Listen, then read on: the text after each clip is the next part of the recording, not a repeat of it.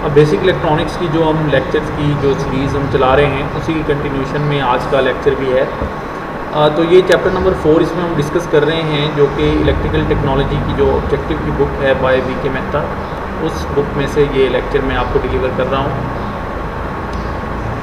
ताकि आपको ये जो कोर्स कंटेंट्स हैं ये सही कवर हो सकें। पूरी की पूरी बुक का आपको पता हो कि इसमें एक्चुअली चीज़ें हैं कितनी, क्या हम वो सारी की भी हैं या कोई रहती भी हैं। इस वजह से मैं प्रेफर करता हूँ इस तरह से लेक्चर डिलीवर करना।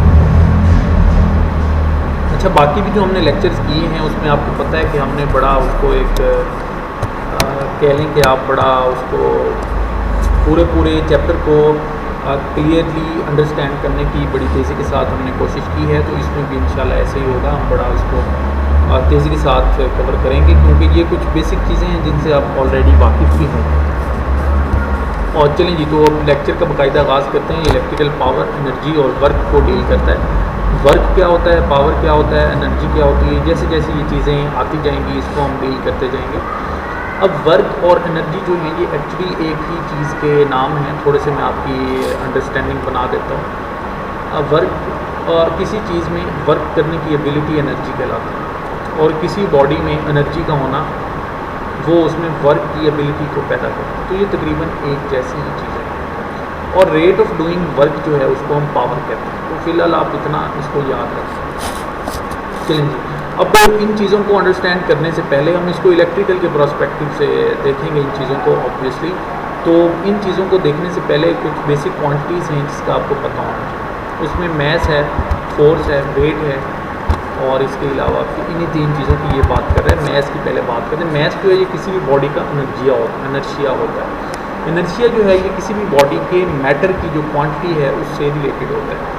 यानी जो मस्कुलर बॉडीज़ होंगी, जो हैवियर बॉडीज़ होंगी, उनमें इनर्शिया ज़्यादा होगा, और जो लाइटर बॉडीज़ होंगी उनमें इनर्शिया कम से कम होता चला जाएगा।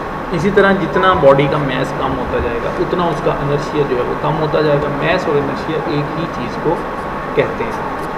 इनर्शिया जो है ये बॉडी की एबिलिटी होती है जो कि किसी स्टेट ऑफ रेस्ट को या स्टेट ऑफ मोशन को मेंटेन करने की जो कोशिश की जाती है किसी भी बॉडी की तरफ से, चाहे वो लिविंग हो चाहे वो नॉन लिविंग हो, उसको हम इनर्शिया कहते हैं। तो नेक्स्ट चीज़ जो है वो फोर्स की है। फोर्स को हम मोस्टली डिफाइन करते हैं according to Newton the second law of motion. Newton तो सेकंड लॉ ऑफ मोशन जो है वो हमें बताता है कि जो acceleration produced in a body है that is directly proportional to the force. यानी जिस हिसाब से आप किसी भी बॉडी पर फोर्स लगाते चले जाते हैं उस हिसाब से उसमें एक्सेलरेशन प्रोड्यूस होता है। आप फोर्स को बढ़ाते चले जाएँ, एक्सेलरेशन जो है वो बढ़ता चला जाएगा। इसी तरह से आप फोर्स को कम करते जाएँ तो एक्सेलरेशन जो है वो कम होता चला जाएगा।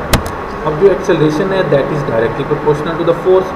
और जब ये साइन ऑफ प्रोपोर्शनैलिटी को हम ख़त्म करेंगे और इक्वेशन की दोनों साइड पे हमारे पास जो यूनिट्स हैं उनको बैलेंस करेंगे, तो हम इसमें 1/m का एक कांस्टेंट जो है उसको हम मल्टीप्लाई करवा देंगे। 1/m का जो कांस्टेंट है उसको f के साथ मल्टीप्लाई करवा देंगे, ताकि a is directly proportional to f अब बन जाएगा a is equal to f/m के, जिसको हम बाद में लिख सकते हैं F is equal to ma। ये न्यूटन का सेकंड लॉ ऑफ मोशन है, और जिससे हम फोर्स को डिफाइन करवाते हैं। अब जो फोर्स एक्चुअली क्या होती है, मैस और एक्सेलरेशन का प्रोडक्ट होती है। और एक्सेलरेशन का भी आपको पता होगा, अगर नहीं पता तो बता देता हूँ। Rate of change of velocity जो है उसको एक्सेलरेशन कहते हैं। अब वेलोसिटी जो है वो क्या होती है, वेलोसिटी होती है rate of change of displacement. अब डिस्प्लेसमेंट क्या होती है, शॉर्टेस्ट पाथ होता है बिटवीन 2 पॉइंट्स, उसको हम डिस्प्लेसमेंट कहते हैं। चलें जी, तो नेक्स्ट चीज़ जो है वो वेट की है। वेट क्या होता है, वेट होता है बॉडी के मैस को जब हम मल्टीप्लाई करते हैं ग्रेविटेशनल एक्सेलरेशन के साथ। अब जो ग्रेविटेशनल एक्सेलरेशन है बॉडी का उसकी वैल्यू ली जाती है 9.8 मीटर्स पर सेकंड स्क्वायर। लेकिन ये जो जी है ना, स्मॉल जी से इसको हम रिप्रेजेंट करते हैं, ये अल्टीट्यूड के साथ वेरी भी करता है। बहरहाल ये चीज़ें हम बहुत डिटेल में नहीं देखेंगे क्योंकि हमने इसको सिर्फ इलेक्ट्रिकल के पॉइंट ऑफ व्यू से बात करनी है। ठीक हो गया जी। चलें, तो अब हम अपना नेक्स्ट टॉपिक जो है यूनिट ऑफ वर्क और एनर्जी उसकी तरफ चलते हैं। अच्छा, वर्क की हम बात कर चुके थे, एनर्जी की मैंने बता दिया कि ये दोनों टर्म्स जो हैं ये इंटरचेंजेबल हैं, और किसी बॉडी में एनर्जी का होना वर्क करने की एबिलिटी होगा, और किसी बॉडी में वर्क करने की एबिलिटी होने का मतलब है कि उसमें एनर्जी है, तो इसको हम वर्क या एनर्जी बोलते हैं।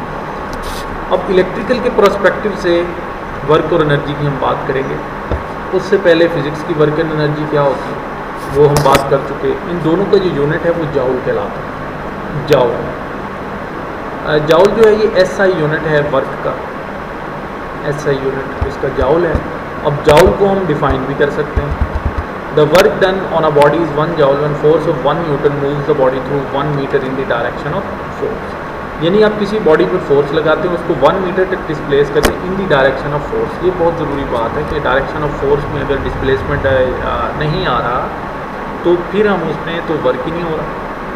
खैर ये हमने इतना डिटेल में नहीं जाना क्योंकि ये फिज़िक्स के हिसाब से बातें हैं।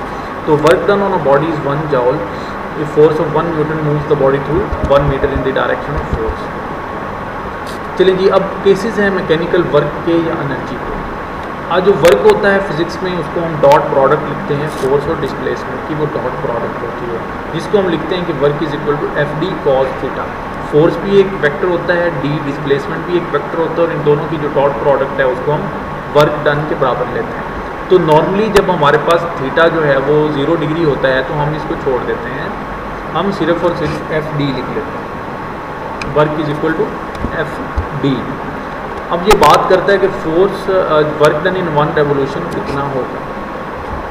जो वर्क डन इन 1 रेवोल्यूशन है, 1 रेवोल्यूशन में आपको पता है कि ये जो पूरे का पूरा ये जो सर्कमफेरेंस है ऑफ द सर्कल ये होता है 2 पाई आर। ये जो टोटल ये जो डिस्टेंस है ये वाला सर्कमफेरेंस का ये टोटल डिस्टेंस ये होता है 2 पाई आर।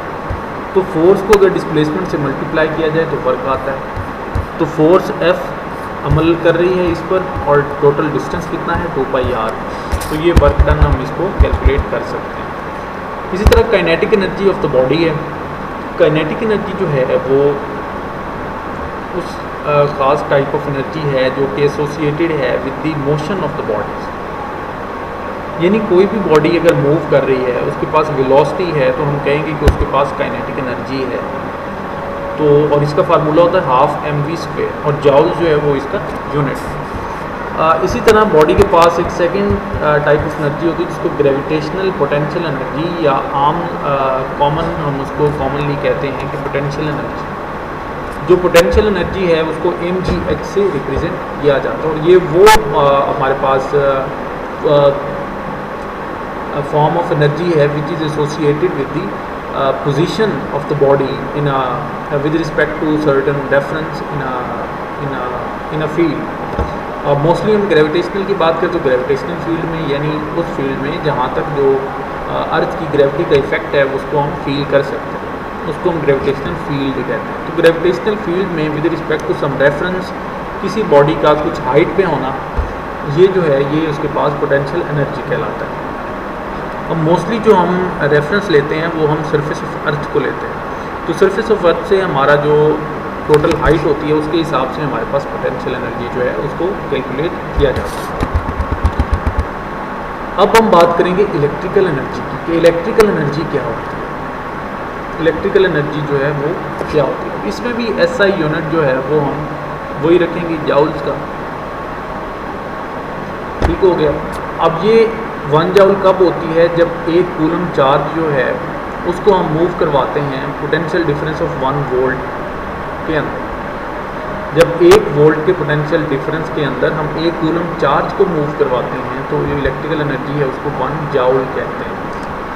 समझ आ गई? यानी इसमें वोल्टेजेस जो हैं वो मल्टीप्लाई होते हैं चार्ज के साथ, जिसमें हम मोस्टली इलेक्ट्रॉन वोल्ट की भी हम बात करते हैं स्मॉलर लेवल पे। जब हम इलेक्ट्रॉन को मूव करवाते हैं 1 वोल्ट पोटेंशियल के साथ तो उसमें हम इलेक्ट्रॉन वोल्ट की बात करते हैं जो कि एक छोटा यूनिट है। 1 जाउल कब है, जब हम पूरे 1 कूलम चार्ज को 1 वोल्ट के पोटेंशियल के थ्रू मूव करवाते हैं। और इलेक्ट्रिकल एनर्जी बराबर होती है VQ की, यानी voltage is multiplied by charge. अब चार्ज किसके बराबर होता है, IT के। I करंट को कहते हैं, T टाइम को, क्योंकि हमें पता है करंट क्या होता है, time rate of flow of charge. तो इस हिसाब से जो हमारे पास इलेक्ट्रिकल एनर्जी बनती है वो बनती है I² R multiplied by T। क्यों? क्योंकि वी होता है आई आर के बराबर, तो I R multiplied by I T, तो आई स्क्वेयर आर टी हो जाता है, और जाउल जिसके यूनिट्स हैं। अब इसी तरह से जो हमारे पास आई है that is equal to V by R, तो हम इसको लिख सकते हैं V square by R multiplied by T, ये भी इलेक्ट्रिकल एनर्जी कहलाएगा। यानी इसकी मुख्तलिफ लिखने की फॉर्म है, यानी आप इसको वी आई टी लिख सकते हैं, आई स्क्वेयर आर टी लिख सकते हैं, V square by R T लिख सकते हैं। इसके मुख्तलिफ फार्मूलाज हैं। जब हमें वोल्टेजेस गिवन होते हैं, रेजिस्टेंस गिवन होती है, तो हम ये वाला फार्मूला लगा सकते हैं V square by R T वाला। जब हमारे पास करंट और रेजिस्टेंसेज अवेलेबल होती तो हम आई स्क्वेयर आर टी वाला फार्मूला लगा सकते हैं। तो जब हमारे पास वोल्टेजेस और हमारे पास चार्जेस की फॉर्म में होगा तो हम वी क्यू का फार्मूला लगा सकते हैं। अब इसी तरह जो हम ड्यूरिंग द मीटरिंग, ये जो हम इलेक्ट्रिकल मीटरिंग करते हैं, जिसमें हम यूनिट्स कंज्यूम्ड का बिल जो है बिलिंग करते हैं टू द कंज्यूमर, उसमें हमें पता है कि जो 1 यूनिट है वो हम 1 किलोवाट आवर के बराबर लेते हैं, 1 किलोवाट आवर। और 1 किलोवाट आवर एक्चुअली क्या होता है? 1 किलोवाट आवर होता है जब हमारे पास 1 किलोवाट जो है वो 1 आवर तक मेंटेन किया जाता है। यानी कहने का क्या मतलब है? इसमें कहने का मतलब ये है कि work done by an agency in 1 hour, पूरे 1 घंटे में वो ऐसी एजेंसी वर्क करे। कैसी एजेंसी? जिसकी जो पावर है वो 1 किलोवाट के बराबर है। तो work done by an agency in 1 hour whose power is equal to 1 kilowatt, तो उसको हम कहेंगे कि ये 1 किलोवाट आवर के बराबर इसने एनर्जी कंज्यूम की है। और 1 किलोवाट आवर में 1 किलोवाट आप 1000 वाट से लिख सकते हैं, आर जो है वो 3600 सेकेंड्स के बराबर होता है, तो ये जाउल इसके बराबर हमारे पास आ जाएगा। वाट सेकंड जो है ये जाउल्स के बराबर होता है, और ये 3.6 मेगा जाउल्स बन रहे हैं। ये 10⁻6 हो जाएगा और यहाँ पर 3.6 आ जाएगा। ये इक्वल होगा 1 किलोवाट आवर 3.6 मेगा जाउल्स के बराबर होगा। अगर हम इसको एस आई की जो नोटेशन है उसमें बात करें तो 1 kilowatt hour is equal to 3.6 mega joules. तो बाकी के जो नेक्स्ट टॉपिक्स हैं वो हम अगले आने वाले चैप्टर्स में और अगले आने वाले लेक्चर्स में इंशाल्लाह डिस्कस करेंगे। अपना ख्याल रखिएगा। अल्लाह हाफ़िज़।